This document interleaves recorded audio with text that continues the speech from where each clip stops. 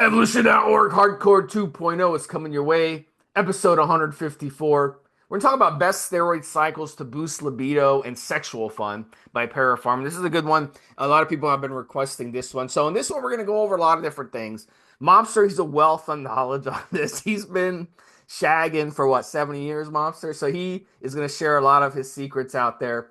And listen, we're going to talk about what is libido. We're going to talk about TRT and cycling tricks. We're going to talk about diet, training, and stress effects on your libido. We're going to talk about Para Pharma libido stacks. If you're going on a vacation with a girl or a guy, or you're going on spring break and you want to bang as many people as you can, what is the libido stack that you want to be taking? Or you want to get things fired up in the bedroom. You just started dating this person. You want to get fired up. We're going to talk about why Para Pharma is trusted as well. So it's very, very good episode. But first, let me remind everybody about the podcast and the way podcasts work out there is, these podcasts, they work on algorithms. We're on these platforms. So we're on the evolution.org forum. And we are on evolution.org. You can listen to our podcasts on there. But we have also really expanded on Apple and Spotify. So what I like to do now, Mobster, is when I'm going, sometimes I have to drive for work, 45 minutes, an hour or whatever. I like to pop the podcast in. I like to pop a couple episodes in on my Bluetooth through my car and listen to it on the way to my driving. It beats the hell out of listening to, all the other crap on the radio. So it's really cool that we're on these platforms. So make sure you go in there, listen to us on those platforms, smash the like button, throw in a review for us, give us a review. We're well reviewed on these forums. I think on Apple we're like 4.5, and another platform we're like 3.8 out of 5, which is pretty good for an independent podcast like this that's on a budget. So we really appreciate if you can get our stars up, and then that will allow the algorithms to hit other places, and other people will start listening to the podcast as well. And we could really grow things and turn this into a big thing and really share the knowledge out there. So Yep. it's Yep. about paying it forward. So that would be really, really cool if you guys could make sure you do that. Mobster, what do you have to say on that? Yeah, I was going to say, mate, good, solid information, less bullshit, factual, based on experiences, and not clickbaity, Steve, not done for traction. We are putting out the information you actually need versus the kind of titles and information that people like to put out because they know it's going to get the traction, but in reality, isn't as useful for the listener to actually apply to what they're doing on a daily basis. So definitely show us the love, guys. All right, go ahead, Mobster. So start us out, Mobster. What is libido? Right. So, I mean, it gets a little bit confusing sometimes for people because they'll confuse the ability to have a hard on with the ability to fuck. And I'll put it crudely because it's not mucking around. One of the things that Steve and I were talking about in the pre-show is, and we've all been guilty of this, especially when you're younger, making claims that, for want of a better phrase, Steve, people can't back the fuck up. So, in essence, and in very short and simple terms, the libido is the desire, combined, one might argue, with the ability. So, and this is perhaps where ED drugs come in, Steve, because it was wanting to versus being capable of. Some people confuse the ability to fuck, the ability to get hard on, to have sex, procreate, and whatever else you want to call it, with the desire. But basically, it's the desire. Now, what I said to Steve in the pre-show is that we are starting to see, even amongst, as Steve used this word, the more conservative elements of society, more comfortable, open, and honest conversations. I'm old enough, Steve, as I said to you in the pre-show, to remember the various surveys, and they were, for some reason, more frequent in women's magazines like Cosmopolitan than they were in men's magazines. And I'm including Penthouse and GQ and FHM and so on. So what you would see, and I'm actually thinking, I think it's the Masters and Johnson surveys from the 50s. The problem was always the what people said and what they thought they should say versus the reality. Now, most of the listeners to this show, because of the other shows that we do, will be taking some sort of performance enhancement drug at some point. That's the reason why they listen to shows. Not all of our shows are on that, and specifically days less directly on that particular asset. But we do know that for a great many, not everybody, but for a great many, there's dose dependent issues in there which we're going to discuss. But for the vast majority of our listeners that have done a steroid stack, there has been times when their libido goes sky high. They literally, and I'm because it's the majority of men, even in women, but the majority of men, of course, their desire to fuck and sometimes their ability goes through the roof compared to normal. Now, there's loads and loads of issues. That is literally lying or exaggerating. If you're a young man and you're discussing these things, you don't want to admit in front of your pals that you want to, or you get a hard on less.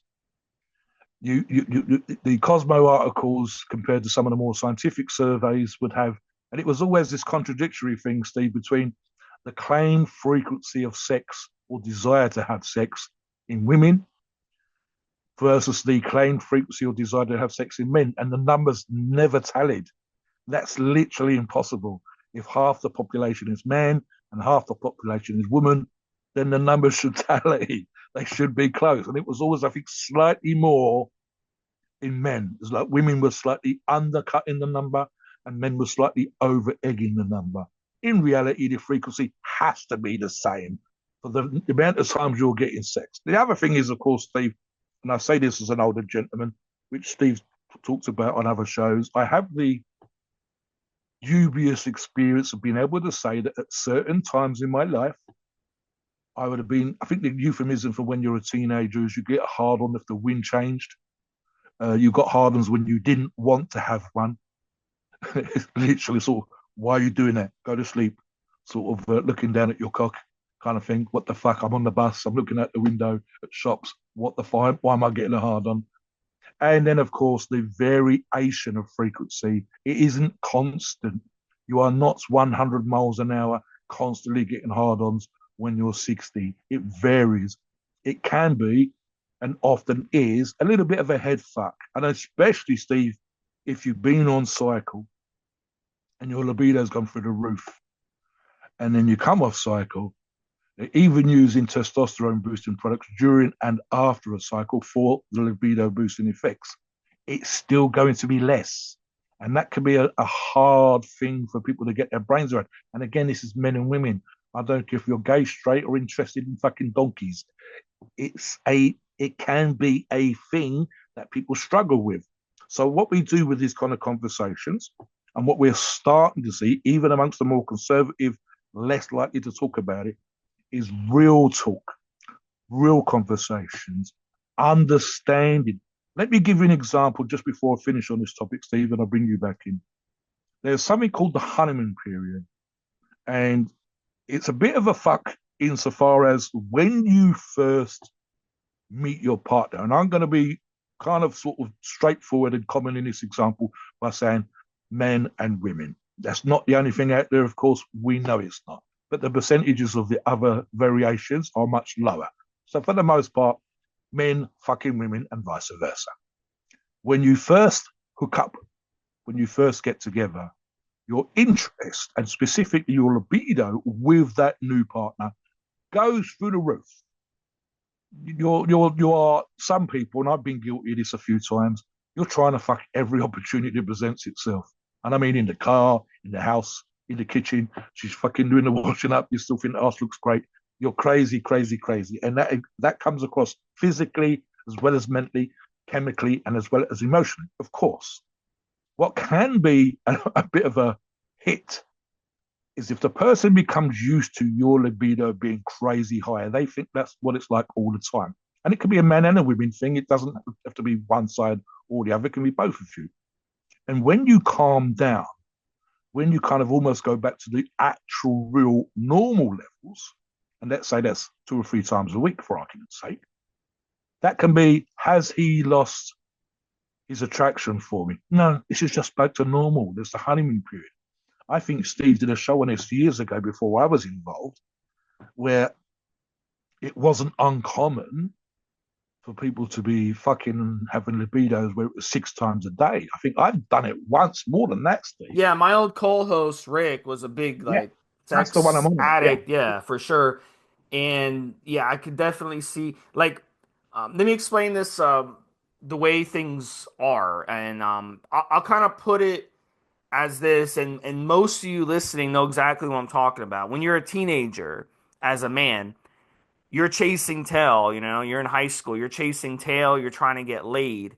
I had a couple girlfriends in high school and we tried, you know, every chance we had, you know, to find a place where we could do it. We would try to sneak out of school to do it. We would park somewhere in a parking lot and do it. And it's just like you get interrupted, your parents come home, you're going to your house, you're like, yes, my parents aren't home, they're both at work, then you get home and one of your parents is at home, you're like shit, or your siblings at home.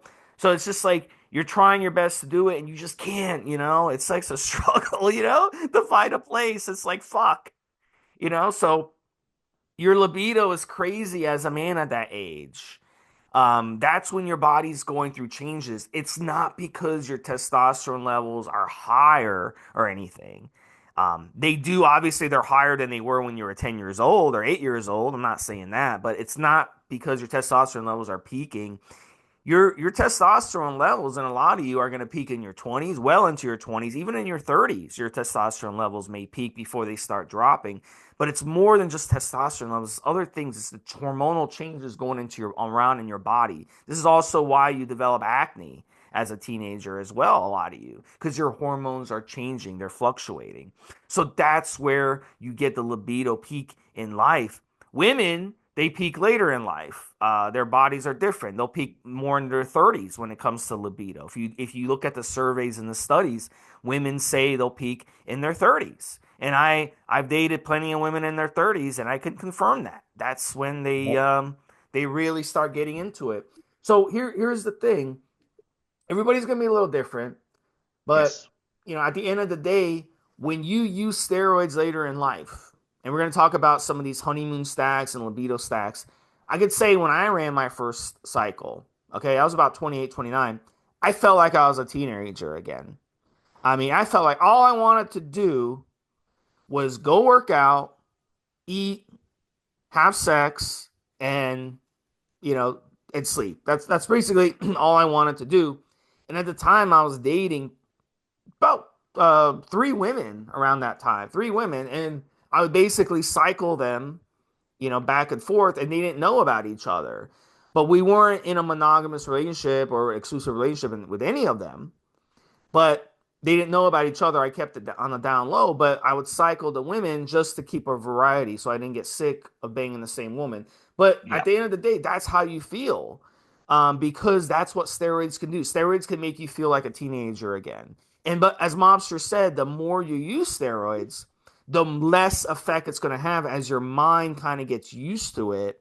It's kind of like when you know, it's that first day of a new job and you're like running around with your head chopped off and you're like trying to figure stuff out and it's really stressful, blah blah blah. Then over time you get used to it. You get used to the software, you get used to your time schedule, you get used to the parking and the building and where the bathroom is and your yeah, coworkers and all this stuff. And you get used to, you know, eating lunch at a certain time, and then things get to normal. And then one day you lose your job, you have to go get another job, and you start that all over again. It's kind of like the same thing. So as Mobster said, you get used to things over time, and your mind adjusts to it, and your body adjusts to it. Otherwise, we'd be going. It'd be like neutrons and electrons yeah, going all over the place all the yes. time. It's like when you look in a pond and you see those little tadpoles swimming around and they're acting all crazy. But as they get older and they become into frogs, they get slower and they, you know, they're not as like running around crazy as they were Yeah. when they were On tadpoles. that, Yeah. Steve, I actually had this conversation. I was particular conversation in question was something along the lines of there have been times, as Steve said, where you are, and I've done the multiples as well, Steve. Ironically, in my 50s, so I had more action than any other time in my life, arguably. And there's been peaks and troughs. There's years when I wasn't interested at all, and then another years where more a little bit slower pace, but almost always had a partner one way or another during that time period. The 50s thing was I just went crazy on plenty of fish, and was like a kid in a sweet shop. One of the conversations, and in fact, those people were aware of each other. They knew that there was multiples, just didn't rub each other's face in it, so to speak. So the conversation was along the lines of the honeymoon period all over again.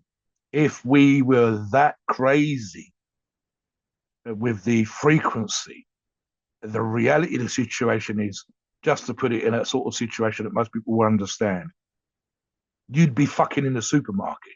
You would be fucking as you push the trolley across the car park. You would not be able to function. So humanity, nature, whatever, and this is the same thing for animals. We do sometimes forget as humans that's what we are, but we are animals. And there are times when that attraction and that frequency is absolutely crazy. 7 times, 9 times, 6 times in a day. I've done one in the morning and one in the afternoon, Stephen. 5 that particular week, which was just the craziest week of my life, and was completely surprised that my body allowed me to fucking do that. I never had that sort of frequency or level before, but it was a sort of temporary thing, because if it wasn't, I'd have starved to death, worn myself out, collapsed and died. Or as I said, I'd have been, shagging in the street, shagging in the post office queue, whatever. It was ridiculous. So there has to be an understanding. You need to understand perhaps that it's not a competition with your mates, male or female, that no one wins a special prize. There's no, I fuck the most trophy. There will be peaks and troughs. There will, as we will get into, times when diet and training and stress will have an effect. Life is what it is. I don't think people go sex crazy on the days of funerals, for example. So you need to understand and be comfortable with sometimes it's different. But what we're going to emphasize today, and this is the main point really to take away. So we've got the understanding of what it is and how it affects you. What you need to have a sort of focus on for today as PED users, specifically of certain kinds of testosterone, as we'll touch upon later in the show, there will be a shift upwards for many users and a shift downwards. So we're going to tell you how to do that, but also to get comfortable that when you come off cycle, you might not be as horny. You might not be just as crazy as you was on cycle. Get your kind of head around it. Enjoy the ride. Enjoy the opportunities. Sex should always be fun, but don't go crazy when it's not 9 times a day and it's gone back to once a day. Don't go crazy when it's not 7 days a week and it's back to 3 days a week. Don't let it be a head fuck, guys and girls. So yeah, there we go, Steve. Let's talk about a little bit now. I mean, I'll start this off in terms of TRT versus a cycle. I started testosterone replacement therapy age 59. Didn't cycle any PEDs until I was age 37, and then infrequently around the times of competition. Prior to going on TRT, I think I'd done a cycle, and I'd noticed an improvement, obviously, on cycle. Finally, I decided at the age of 59, literally a couple of weeks before my 60th birthday, I think now's the time, guys. I'm going to go on TRT. And I did not think that going on, as I do, 200 milligrams per week of testosterone cypionate, and Para Pharma does some great cypionate, of course, that it would make that much of a difference. But it did. Slightly more frequent, slightly more horny, slightly greater libido. And I was thinking that what the levels I'd had before were decent, that my health, etc., was reasonable, and that my libido was kind of normal. So I didn't think 200 milligrams that much of a difference, but it did. So just doing that kind of dosing, Steve, I don't need to take more than 200 milligrams of dosing there. There's an argument to be made, and I think Steve and I will talk about this now when it comes to dosing. I would actually say, Steve, that the guys, and I think it's specific competitive bodybuilders for multiple reasons, but specifically for the increased amounts of PEDs that we know competing bodybuilders use, i.e. the 2 grams, 3 grams, up to 5 grams a week, and so on and so forth. The higher you get does not necessarily mean that you are constantly horny, that your libido goes crazy. In fact, at the 5,000 milligrams per week level that we've seen and we've done shows on, I'd actually argue that that's kind of borderline toxic for most people, and the libido probably drops off at that particular point. Plus, they're dieting and getting ready for competition. So, do you think, Steve, is there a difference in your mind with regards to TRT or cycling? And specifically, if you are cycling, does the libido for you go crazy the more you use, or is it sort of a certain area that you can stick around in terms of frequency of dosing? I would argue for myself, Steve, I've always done incredibly well on 800 to 1,000 milligrams a week when I do the bigger cycles, but it's probably only slightly more than what I'm currently doing on TRT, that 200 milligrams. What about yourself, and what about other people that you think the effects they might have?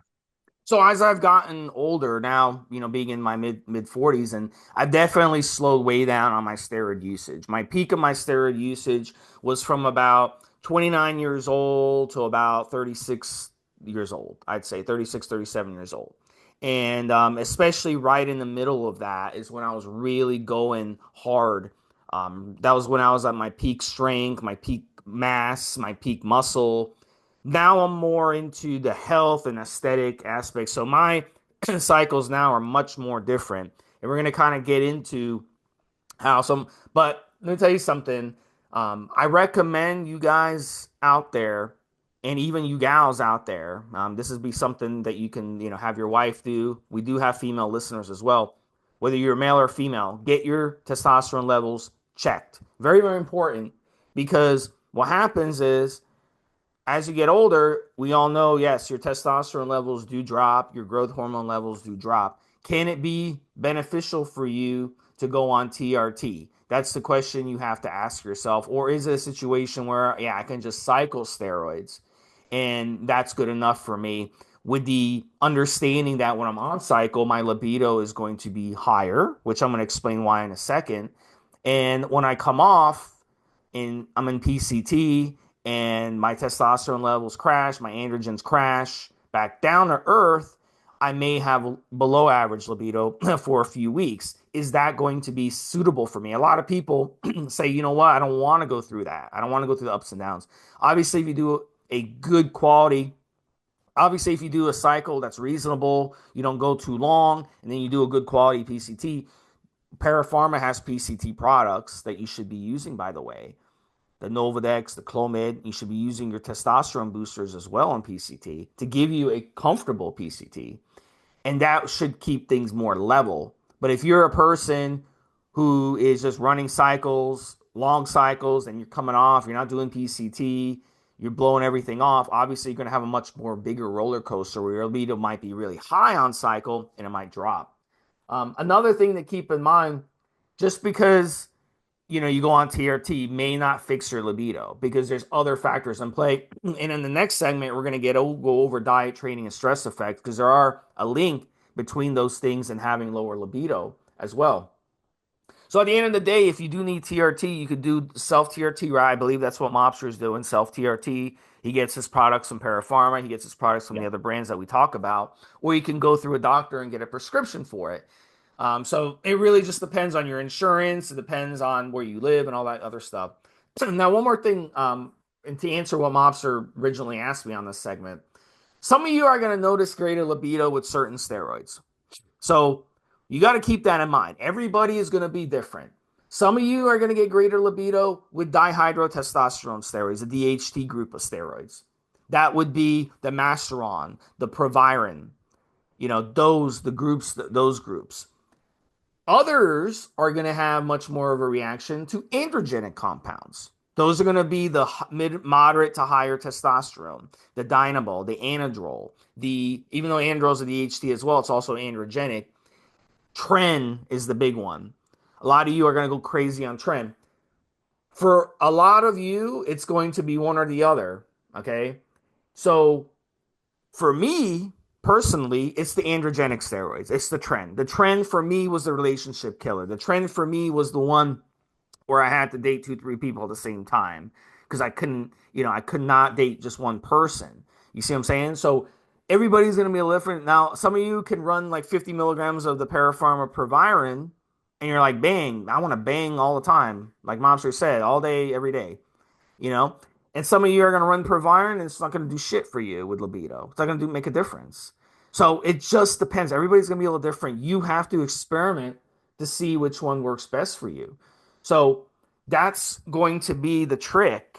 When we're talking about the segment, when we talk about cycling tricks, that's the trick is finding what works for you. So we're going to give you ideas of some Para Pharma libido stacks later in the podcast. But at the end of the day, unless you try them out, and you experiment with them and you kind of log your experiences, which is a great idea, by the way, to come on the forum and log your libido experiences on these different steroids so you can have that as a reference point and other people can kind of learn from you.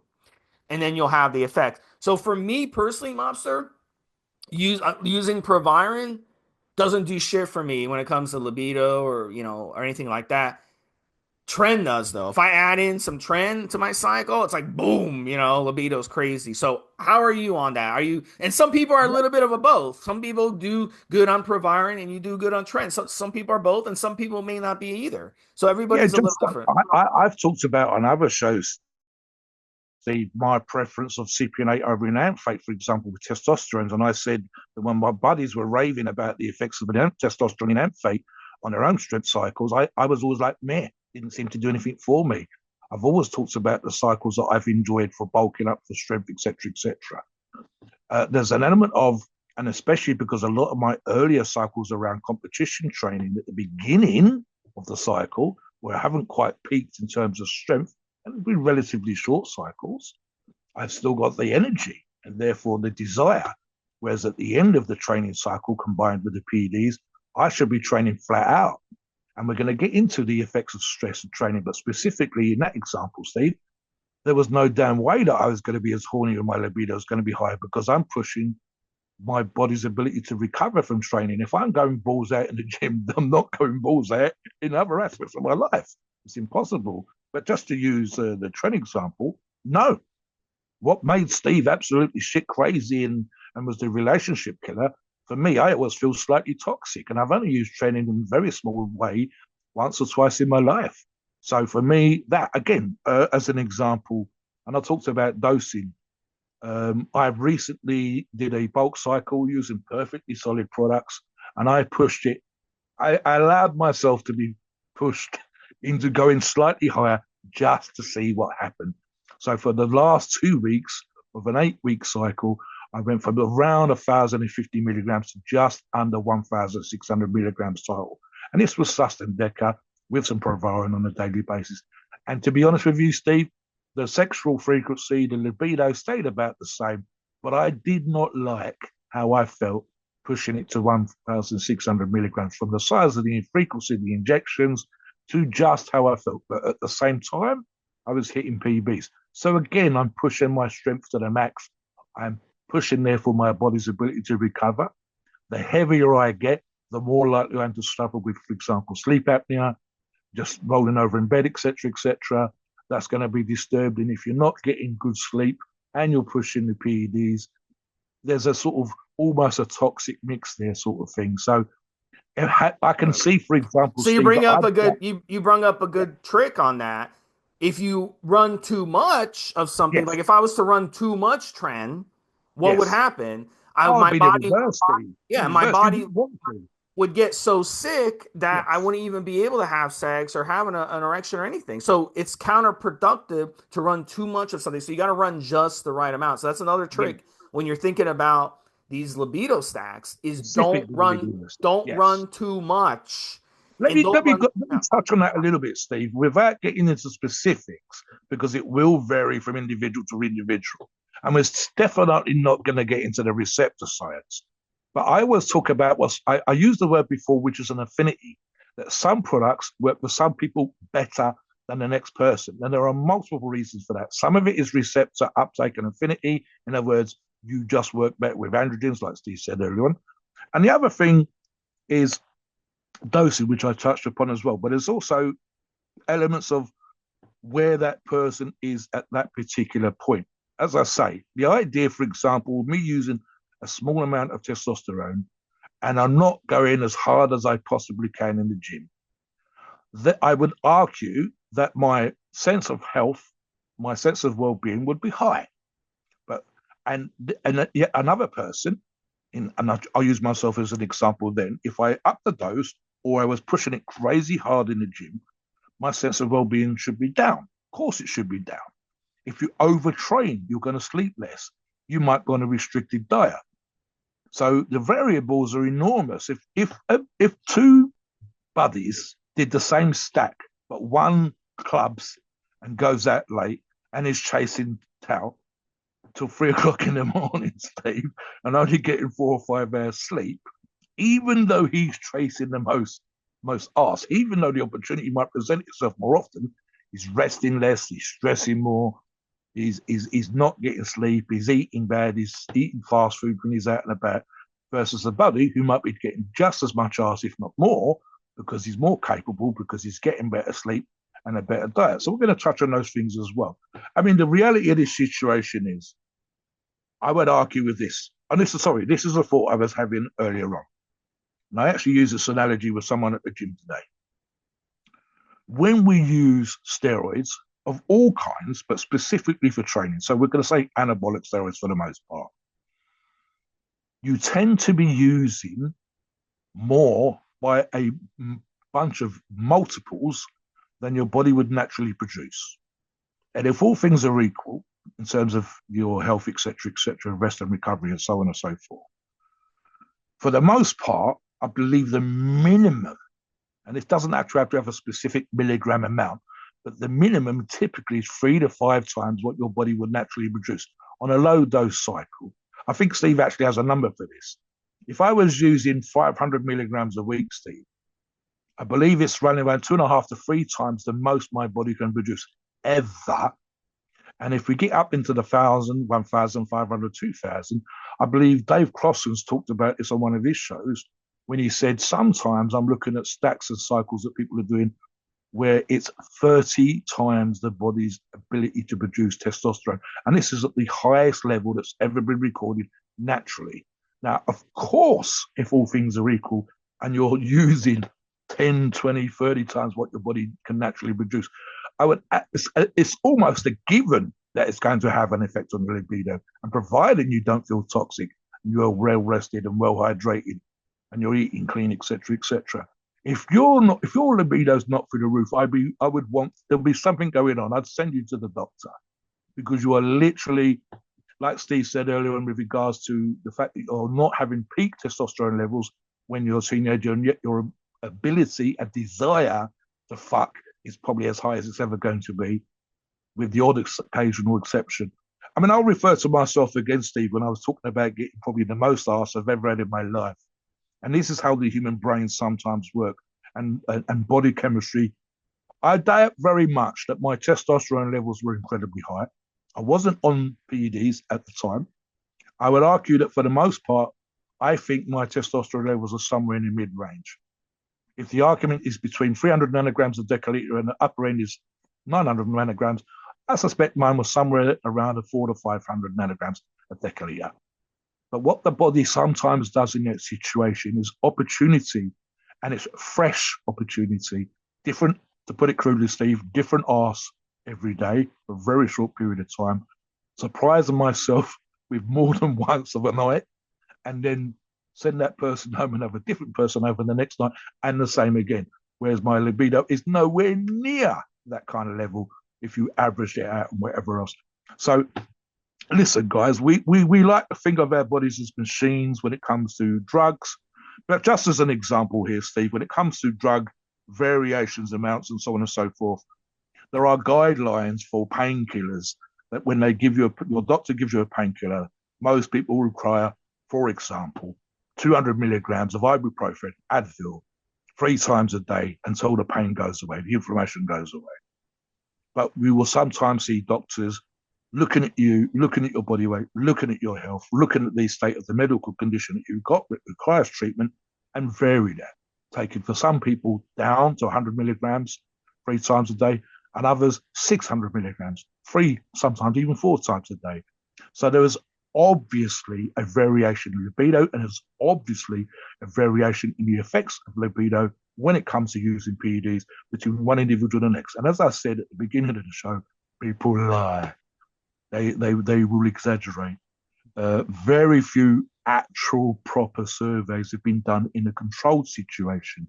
It can be a head fuck in terms of, as we said earlier on, comparing yourself, and specifically It's in this situation. it's the masculine thing to do. It's like the Yeah, but it's toxic also in this to situation, Steve, brag. You know, it's the that's why on you versus the off. like on We want. Instagram or whatever, you see these guys with all these women in the jacuzzi, but they don't tell you Oh that yeah, but like you said, they hired some of those it's women. marketing. It's Literally paid marketing, for them to yeah. be there. So you Or see they, that you're yeah. like, wow, these guys get all these women. What's wrong with me? Why can't I even get a one woman? And it's just marketing, guys.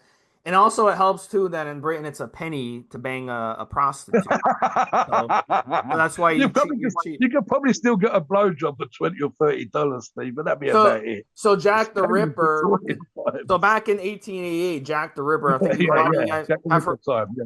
So what he did is he would, back then the hookers would in London they would charge a Hookers, penny. 3p, They needed a 3p and penny 60.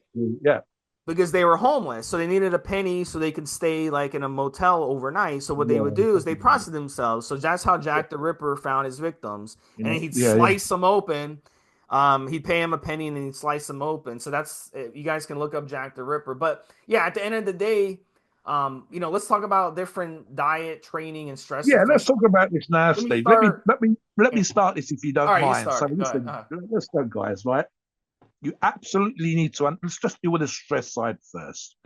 You absolutely need to understand the effects of stress on your body. You're training, you're eating. We want you to train right and eat clean, and we're going to get on that in a moment. You're using PEDs, but stress, and this is probably a huge thing in society. So hopefully, a lot of our listeners will appreciate these particular comments and thought processes. The idea of stress having this in effect doesn't really occur to most people. They don't understand. Steve talked about doing a new job thing earlier on. New job, new school, trying to get your degree the last few weeks before your degree dissertation needs to go in, cramming away the new job, the training, the stress, literally commuting to a new location. The stresses of life, full stop, Steve. Divorces, moving home, having children, getting married, death. If you, with the possible exception of fucking because it's life affirming when you've been in some great disaster or someone's just died, for the most part, when you are mourning, when you are dealing with death in a family of a friend, etc., I guarantee that most people's libido would drop.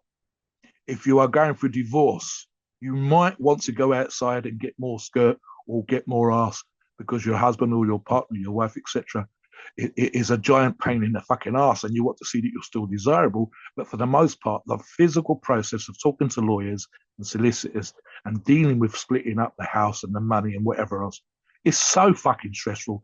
I would hope that I wouldn't hope. I would expect that most people's libido would be up and down like a yo-yo, but probably depressed.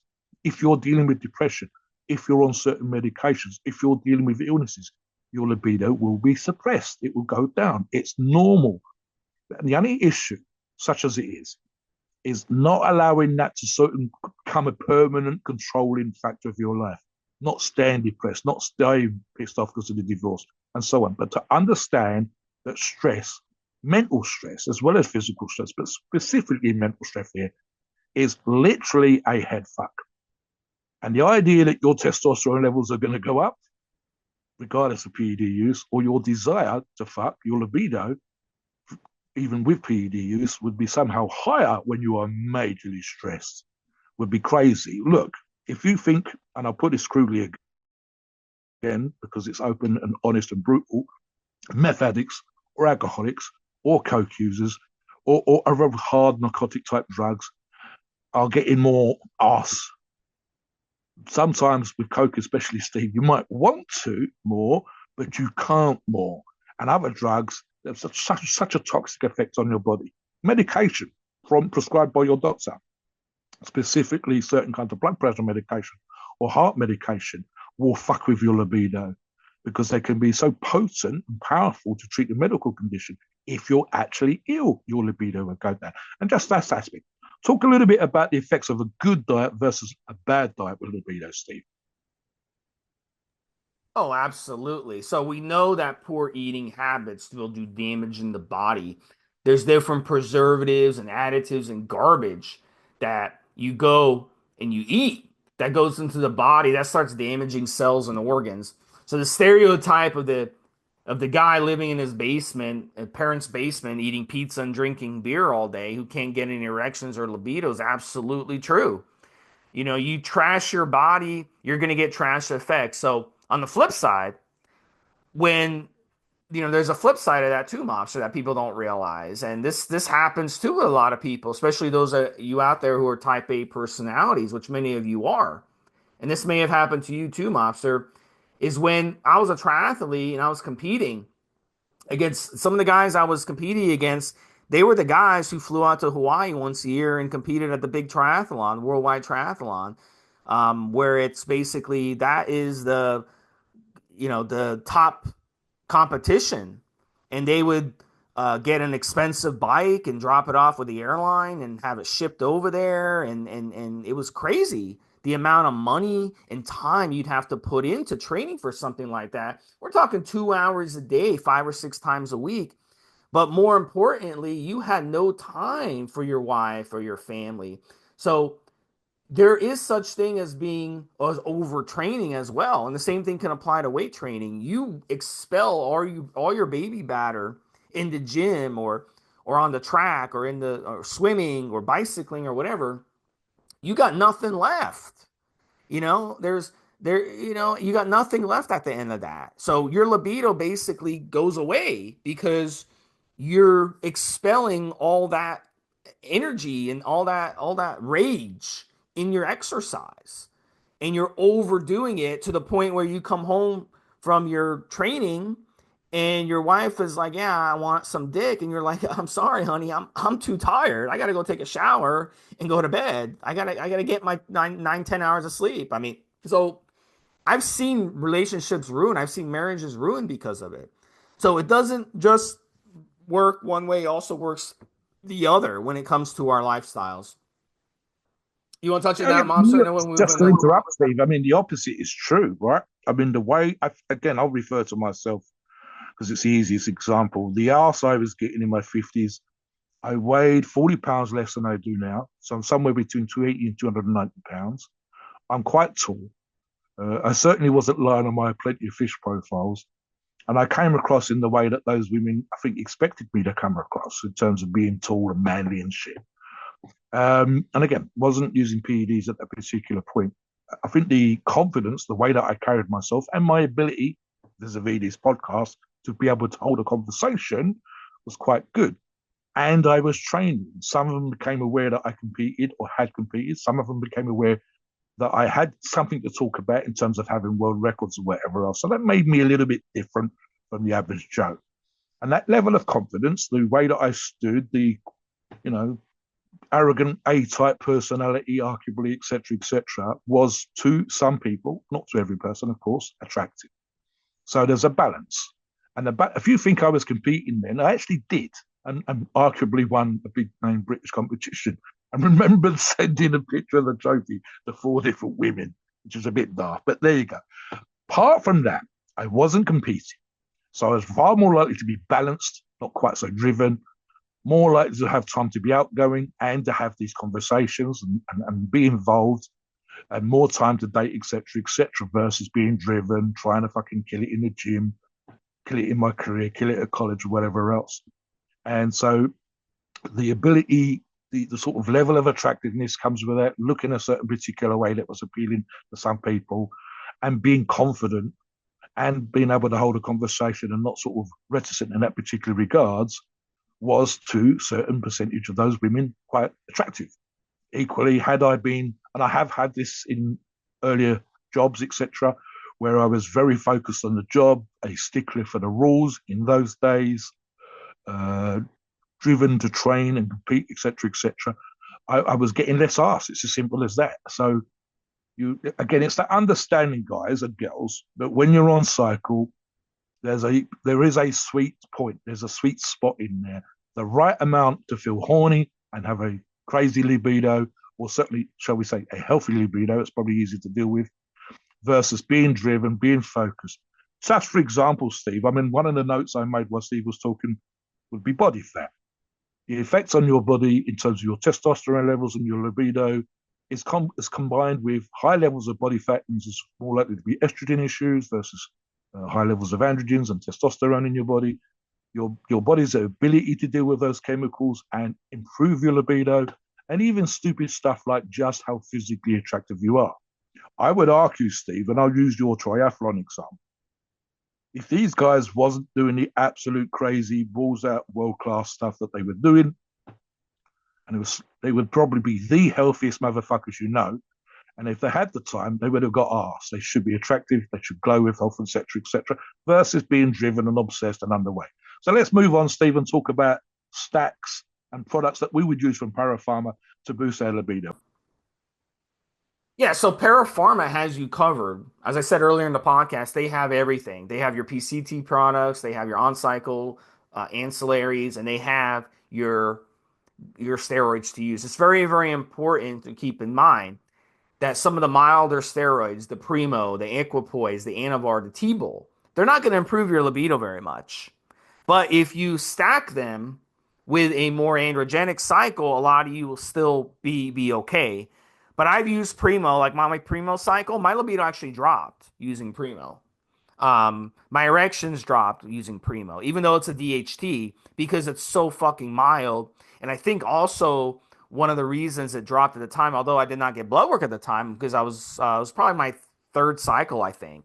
So I wasn't really getting blood work as often as I should have. But it would have been cool to see that at the time. But I'm assuming what happened was my estrogen dropped. So when you drop your estrogen on cycle, it can also drop your libido. And if your estrogen gets too high, it can also drop your libido. But what's interesting about estrogen is a lot of you will have good results with high estrogen as long as your androgen level is also high. Meaning, if you're running other steroids in your cycle that are causing excess androgens and you have high estrogen, not that that's a good thing having high estrogen because it can bring a lot of side effects. So really at the end of the day, you want to keep your estrogen balanced is my point, and that will give you the best chance to not have issues come up either with libido issues, erection issues, or other side effects that come up.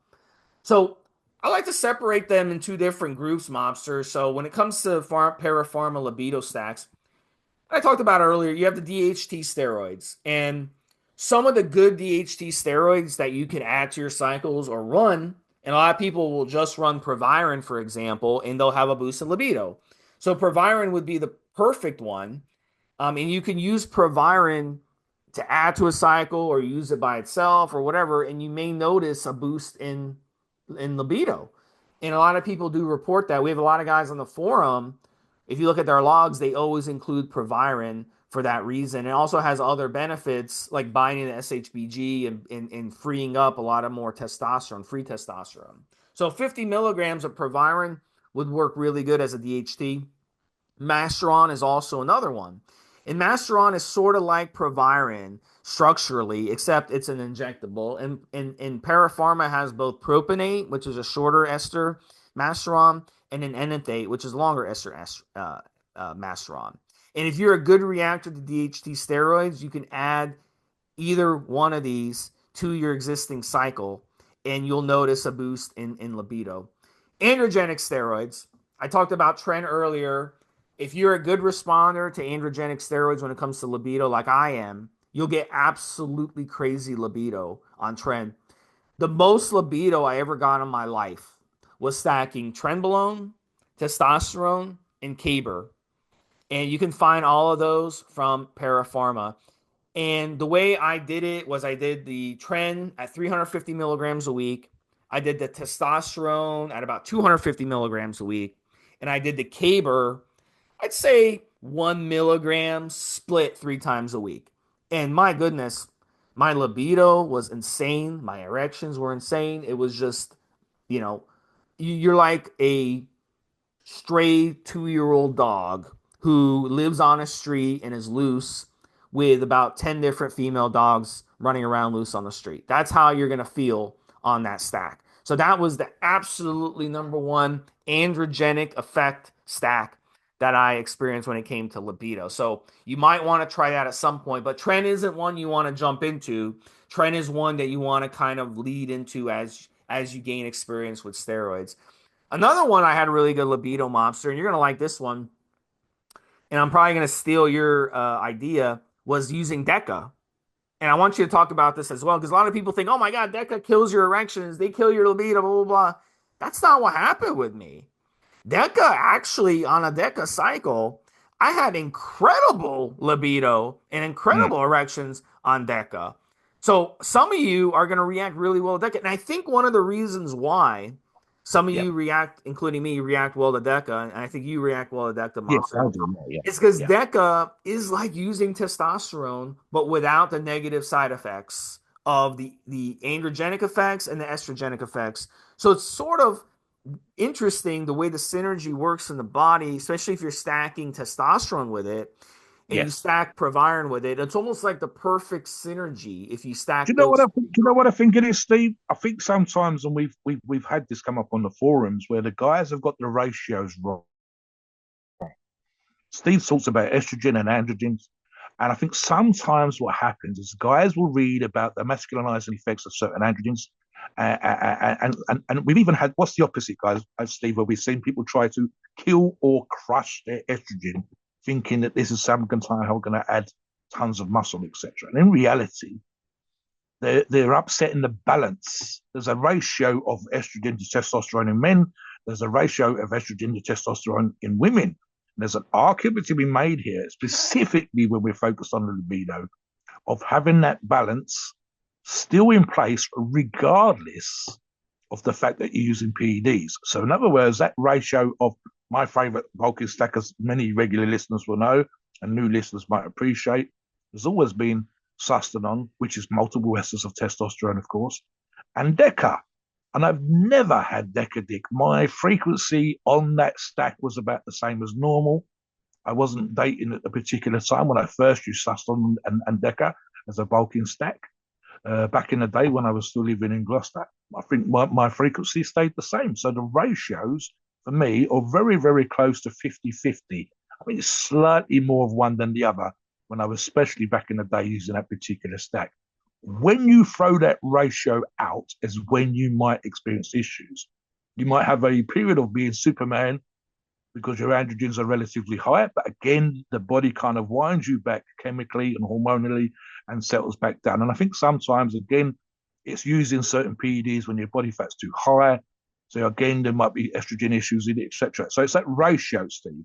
I never had Decadic on that. And I think what might happen in one or two, and you and I could probably have a little look at this when these kind of things come up, is looking at the ratios. And we have, I know that we both have, and I know that various other fellas that help out on the forums have, is they said you get your ratio back. It's a little bit more 60-40 or 50-50 than 70-30 in terms of the way these things work. And again, some guys, just as an example, the Decadic analogy, it becomes an expectation and self-fulfilling. I'm going to get Decadic because I'm using Deca. No, not necessarily. What about the condition you was in before when you might have struggled with it versus the condition you're in now? So these kind of things. I'm just thinking about the women here, for example, Steve, that Para Pharma does a Femera 5, which is a very, very low dose Anavar, I believe. And again, we've had a few female members talking about the benefits or libido of low dose testosterone. And we've talked about specifically the steroids that women might use, what warning them, for example, with the moderate to high dosages. Again, this is relative to men, of course, of using testosterone and the masculizing effects, etc., etc. But again, think about it, Steve. It's that ratio of, and I do this from the top of my head, guys. So please double check the information I'm giving you right now. This is just from memory. I think the testosterone estrogen ratio in men is 9-1. And I believe that estrogen to testosterone in women is 6-1. So it's that difference between the two ratios. And if you can get a cycle, I would probably think, and again, this is just a guess, get Steve to chime in if I'm wrong, that they having that ratio there or thereabouts, regardless of the amount you're using of any of the Para Pharma products that we're discussing, if you can get it there, that's probably a sweet spot, Steve. It's similar to what your body's doing, but with larger amounts of both. And having that kind of ratio, stripping away every bit of estrogen from a male or female sac is crazy, will fuck you up. Having too low a testosterone and too high an estrogen ratio is going to have an issue. And again, this can be affected by your diet and your health and body fat, etc. earlier on. Yeah. Something else, So, Steve, yeah. I used to argue this, and I'm just looking at two more, and it's just a silly example here. of products that work perfectly fine. I would argue against using ED drugs as a libido booster, but arguably they are. I argued against it. I looked at what the science was, and you go, okay, so most ED drugs, Viagra and Cialis, of which Para Pharma does both, were originally blood pressure medications, and we know that blood pressure medication can actually affect your libido if it doesn't work for you, changing the product. And the sense of the ability to get an erection because you're using an ED drug actually in and of itself will have a positive effect on the desire, the wanting to fuck more. So they look at those two also. Having the confidence Yes. of what, and I gave the example of the triathlete, or maybe you're coming home from the gym all sweaty and you're exhausted, and your wife Exactly. wants, or your boyfriend or wife, whatever, wants some action. You're like, oh, I'm too tired, blah blah blah. But if you take the ED drugs on your way home, now you got Yeah. the confidence of, yeah, I'm going to be able to get it up. I'm not going to disappoint them. So Yeah. then you're going to be more willing to want to do it. Does that make sense? So it's like Let me indirectly. tell you an amusing story that a professional that is passed away many years ago. Mike Matarazzo from Boston, Steve, huge arms, huge calves, big stage presence. And I attended a seminar many years ago, probably in the 90s or something. And there was a young black lad in the audience asking various questions. He seemed somewhat obsessed with the idea of being a professional bodybuilder and how much arse you were getting. And Mike at that time was dating, I can't remember her name, but she was a top blonde professional bodybuilder, very muscular herself. Perhaps not as muscular as Mike, but muscular in and of itself. And Mike actually told this story exactly like we just talked about. He says, in the gym, smashing it, legs, I think he said, Steve, I'm absolutely destroyed. I've got into the car, driven home slowly. I'm really tired. I'm worn out. It's been a hell of a leg session. My legs are on fire. They're still pumped, etc., etc. The last thing on Mike's mind was getting some arse. And he said, but his partner, maybe even his wife, I can't remember, was also getting ready for a competition, and she would be on testosterone. And it didn't have to be a lot of testosterone, probably circa 100 milligrams at that particular time per week. But the effects on libido were crazy. And he says he went to put his key in the door, and she yanked the door open and literally grabbed him by the scruff of his shirt and said, "Get in here. You're going to fuck me right now." And he's like, it was making the audience laugh, including myself. The last thing in my mind, but definitely the fact he said I had no choice in the matter. Unfortunately, he was able to perform. Thank fuck, otherwise he'd been, probably thrown out of the house. But literally, it's that balance, Steve. That's a thing sometimes. And let's just touch on this as well. The ability is probably tied in with your partner as much as it is anybody else. If they want to, you might want to more, especially if the woman wants to more versus the man, and so on and so forth. So it's interesting in that particular regard. What you mentioned Clomid, Steve. Tell the audience about Clomid before we finish the show. Yeah, and here's the thing with the SERMs, you want to make sure that you're using your SERMs and PCT, but you don't want to overuse them either.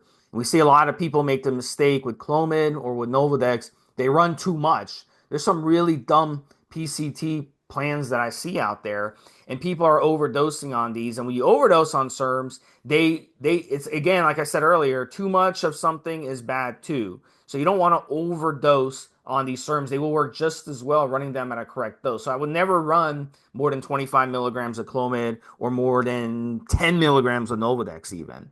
And even I could even argue every other day or every third day would be fine on those during PCT. So I think a lot of people, I've seen some crazy ideas out there on Clomid, 200, 300 milligrams a Mm-hmm. day. When you do that, you're going to kill your libido because these SERMs, the way they act is they block estrogen from feedbacking into the pituitary glands. Yeah. So that's just not the way to do it. That may have been the way to do it back in your day, Mobster, in the 90s when people Oh, didn't yeah. know any Yeah. better. Yeah. But now Exactly. we know, we have blood work to show that that's not the way to do it. So let's talk about parapharma.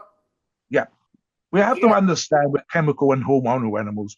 Look, guys, when we talk about Para Pharma, we're always going to say stuff like, and this is should always be your sort of your mark in life, how a company is supposed to perform, and the mark of a good company. And Para Pharma is a great example of this, Steve. with regards to the literally time that they've been trading and providing great products out there to the community well over a decade. I think we're talking about year 14 or year 15. You don't get to last as long if you're putting out good, solid product, poor products versus solid products. We've had, and I've personally run Para Pharma products, and I say that with hand on heart. I don't claim to have used every source there is, but I certainly say that sources that I have used, including Para Pharma. And so when it comes to stuff like that, did I get great results? Yes, I fucking did. You can go onto the forum, see logs when I've run Para Pharma, see the results I've had on those products. And you don't just take my word for it or Steve's word for it. Go onto the forums again, go onto the Evolutionary, put Para Pharma into the search, see the logs that come up, and see the results that these other members, people like yourself, what they were doing. Not everybody wants to be as strong and as big as a house like I did. Some of them have been cutting, some of them getting ready for the beach, some of them getting ready for various competitions, etc. Steve, as you said. So absolutely, you could find someone who reflects or mirrors your desire, the shape that you want to get into, what your journey is, male or female, and you can see that they've run Para Pharma products and had great success. Finally, just to finish on this, Steve, we've had people test these products, not in-house, not with an independent lab, but literally brought Para Pharma products from a reseller, sent it off at their own cost to an independent lab and had these products tested, and nothing that they tested was found wanting, and that included Para Pharma products. They were well within the percentage margin that the pharmaceutical industry allows for itself. That's the reason why we like Para Pharma. We know they've been around a long time. We know that their products are good to go.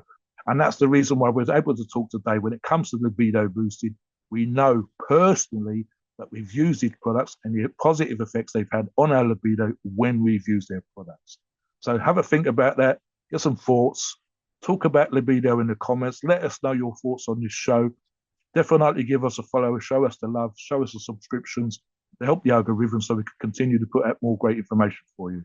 Please note, we're not doctors and your opinions are ours. It's our view based on our experience and views on the topic, and podcasts are for informational purposes and entertainment only. The freedom of speech and the First Amendment applies.